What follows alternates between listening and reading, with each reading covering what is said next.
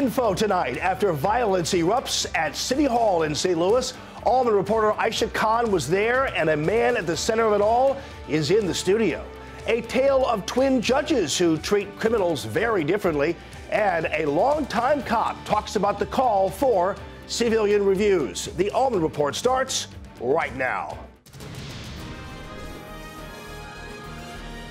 From the ABC St. Louis studios, this is the Allman Report. And welcome to the Allman Report. Later on, I'm going to have my own review of these civilian review boards. But first, our big story. By now, you've heard about the City Hall brawl. But first, we have another twist for you. It was supposed to be a police oversight hearing, but it turned into a loud shoving match. And Allman reporter Aisha Khan was there. Aisha, had your camera rolling as soon as you heard a little bit of tumult going on. Yeah, well, if my microphone picked up on my camera, you probably would hear how fast my heart was pounding, because everything happened so fast and I thought I was going to get trampled. But tensions and emotions were high to begin with as soon as people started entering City Hall regarding this police oversight hearing. So for nearly an hour before the showdown, people took the podium telling the aldermen why they were for or even against the Civilian Review Board. Take a listen. I don't think everyone needs to be highly educated to be a part of that board. But I think it's very necessary. We want to see St. Louis go to a next level. We need to get past the us versus them issue. This is a we issue. We need to protect our communities. All right, so during that time is when Jeff Warda of the St. Louis Police Officer Association is heard from the back of the room asking the chairman to call for order. Come on, Mr. Chairman, how about some order here, huh?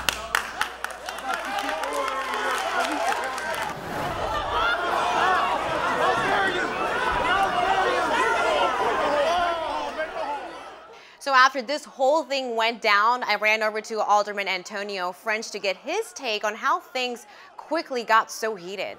I think what it reflects is that tempers are still high, and that we still have a lot of divisions in our community. And I think what you saw tonight was yet another indication of just how serious the divisions are in our city. Clearly, this isn't over as far as the Citizens Oversight Committee debate is concerned, Jamie. This is still a topic that's continuing to linger in the air, so it's going to come back. Well, it's great there wasn't more violence, but I guess it pays to have a lot of police on hand. Right. No doubt about it. I feel like they kind of outnumber the crowd there. So. Indeed. All right, Aisha Khan, thank you very much. Jeff Warda, you were there. You were kind of at the center of it all, Police Office Association, and there are people who were calling for your arrest after all this based on some alleged assault of one of the people who showed up at the hearings. Now, we've got actual tape, and it basically clearly shows that this woman who was in question, when you were standing and trying to move past an aisle, she clearly got up and elbowed you. Is that your recollection? That's right, yeah, and there was some foot stomping and kicking going on, and I mean, you can see her move over from a distance to get between me and the corridor there.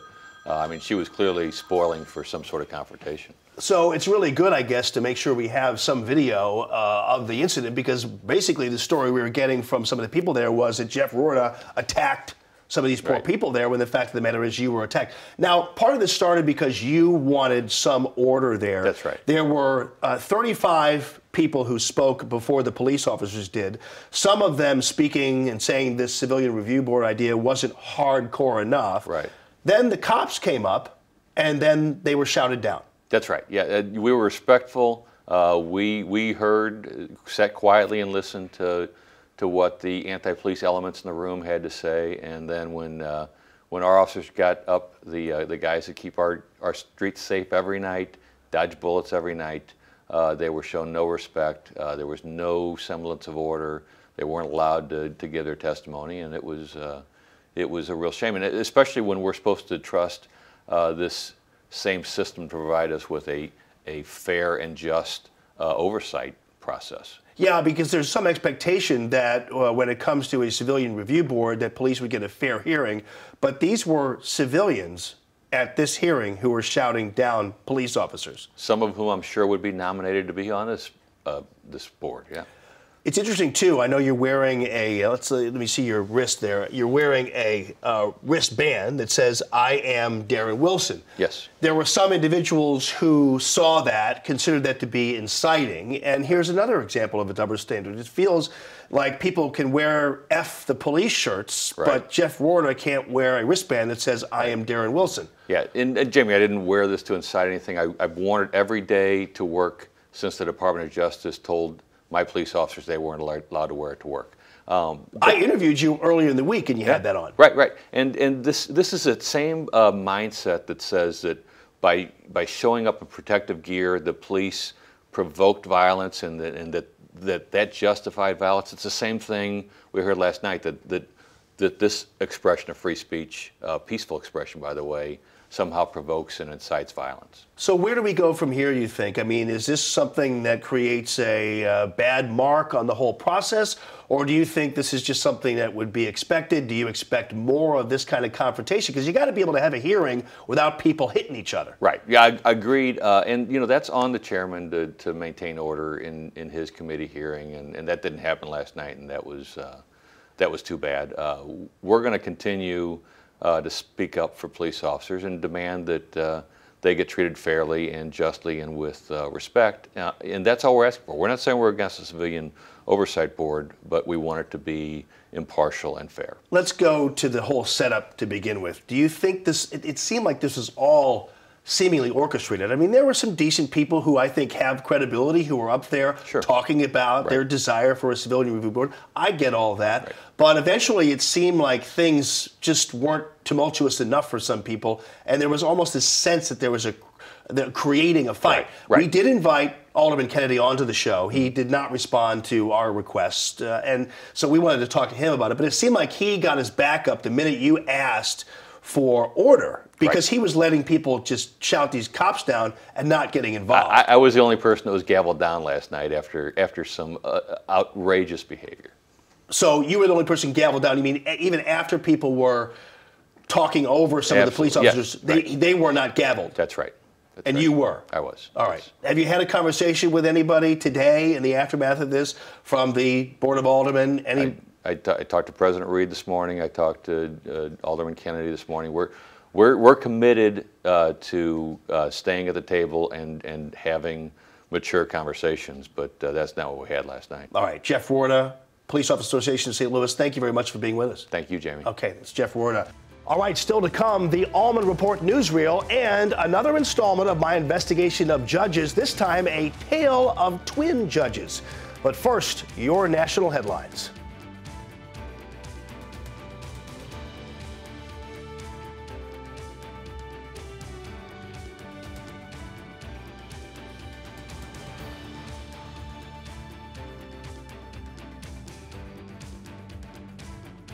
And welcome back to the Allman Report. Just ahead, I'm going to investigate twin judges with opposite approaches to sentencing criminals. But first, let's roll the Allman Report newsreel, shall we?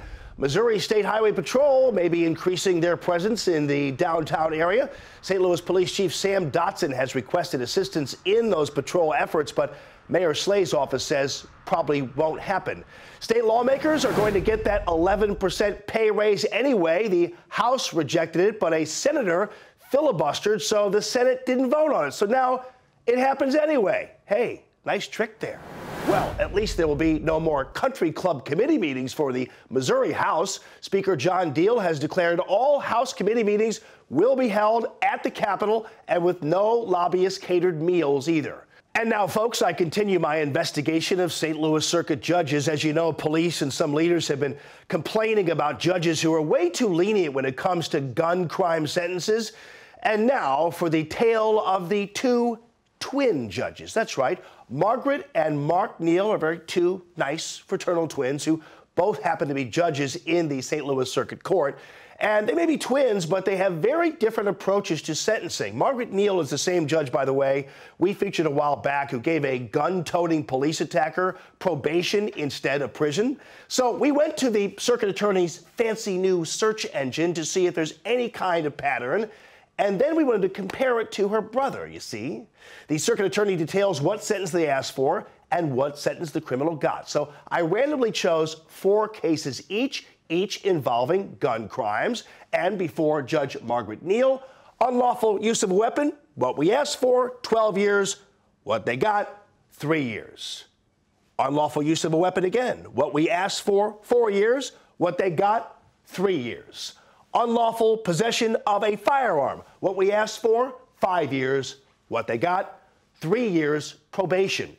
Armed criminal action, what we asked for, 10 years. What they got, 3 years. Now, before her brother, Mark Neal, prosecutors seem to get a vastly different result on crimes involving guns. Unlawful use of a weapon, what we asked for, 3 years. What they got, 4 years with 2 years added probation. Unlawful possession of a firearm, what we asked for, 7 years. What they got, 7 years, again with added probation. Armed criminal action, what we asked for, 17 years. What we got, 17 years. Armed robbery, what we asked for, 15 years. The judge gave him 15 years and then 5 more. So they got 20 years, that gun criminal did. So while a sister tends to give less, Mark actually gives more. Now, he's not the only sentencing all-star, by the way. Based on my research, other tough judges, aside from Mark Neal, Judge Robert Durker, Judge Jack Garvey, and Judge Stephen Omer. Now, tomorrow, we're going to bring you the bottom of the list. Coming up, the Allman Report weather and a Hall of Fame cop on civilian review boards. All that straight ahead. This is the Allman Report.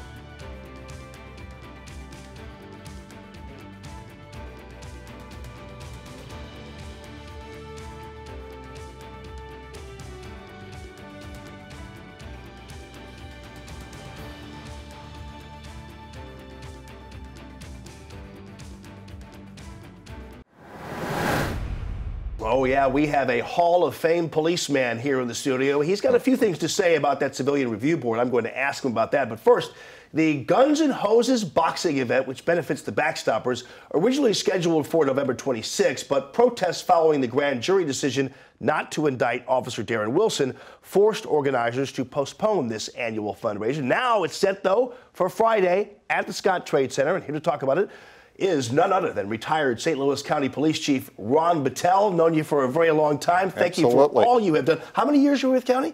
I was with the county nearly 40 years. Wow, that is amazing. Right. You did great work. I enjoyed working with you as a reporter. It's hard to get some info out of you guys sometimes, but you were doing your job. We were trying to do ours. It was a great department then, and it's even better now. Boy, it is. Know a lot of guys out there. Chief Belmar's awesome. Right. So exactly. They're good people out there. And you, of course, been committed for 10 years now to Backstoppers. You guys had to postpone this event. It was a hard decision to make, but one you kind of had to make. Absolutely. You know, we gave it a lot of thought and took a lot of things into consideration, but we felt postponing it was the right thing to do, and it turned out it was. But now we're ready to go on Friday night. There was a time there when tensions were really high.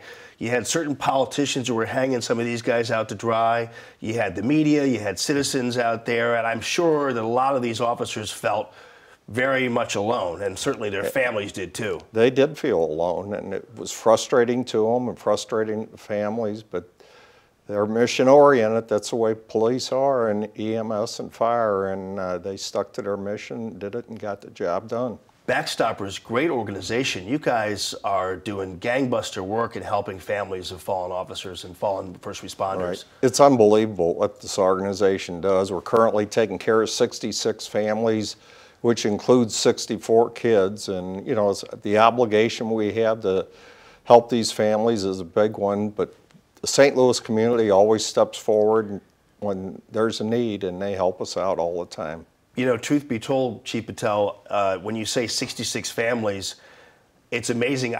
You probably people don't realize there are that many families of fallen first responders, because the prevailing view is somehow that nothing ever happens to these people. Right. And the fact of the matter is it does. It does. We've, in our 55-year history, we've helped 141 families in the 66 we're at right now. But like I said, it's a big obligation. We feel it's an obligation. We owe it to these families to help them. Yeah, it's a good way to help. We've got all the info on Friday's festivities and Friday's fight and everything else up on the Facebook page.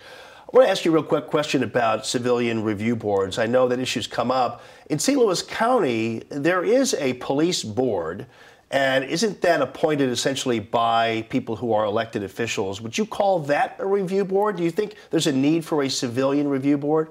We always looked at the county police board as our civilian review board. They are appointed by the county executive and confirmed by the county council, and that is their job to hear appeals of discipline. Police aren't beyond reproach. We all know that. And in fact, some of the people who are harder on people who err are the police people themselves. Absolutely. You know, as chief of police, many times I had to discipline officers for actions that were improper, and that's just part of the deal. And I think most police chiefs do a good job of doing that and setting the tone of, you know, performance standards and things like that.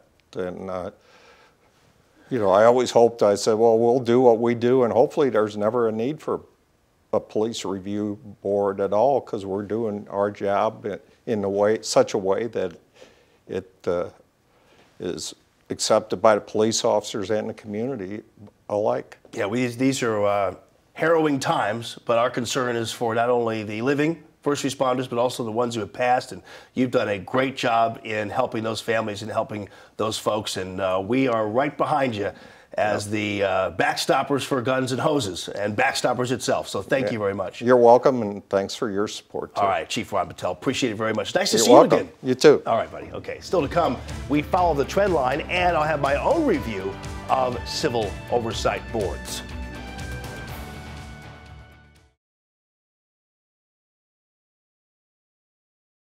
All right, here's what's trending out there on the interwebers, presenting, ladies and gentlemen, the trend line. With all the problems cops are dealing with downtown, some are now apparently having to go by horseback. Usually patrols like this are for big crowds, but a guy on Twitter saw them out on horseback in the middle of the day. I didn't know there was such a thing as Mexican football, you know, but there is apparently. And one team south of the border is using the good old Mizzou Tigers as inspiration for its uniforms. Take a look at the Tigres. And now for the final word. You know, you can certainly respect the opinion of those who earnestly want a civilian police review board. But if you want a glimpse of why some people are suspicious of the idea, all you need to do is look at how some civilians behaved at the Board of Aldermen at a hearing on whether or not there should be a civilian review board.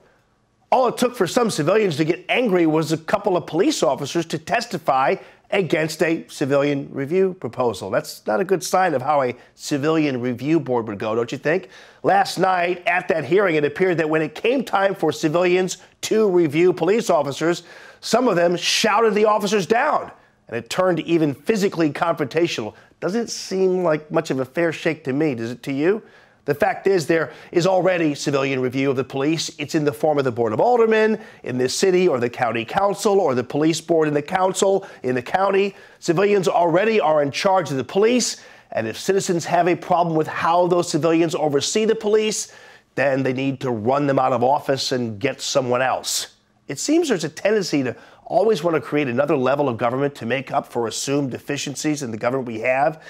Well, this current idea seems like a bad idea. If some civilians won't even tolerate an opinion put forth by police, how are they going to fairly review those police?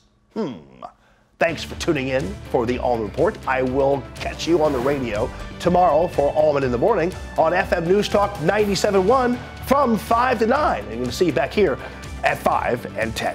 Have a good day.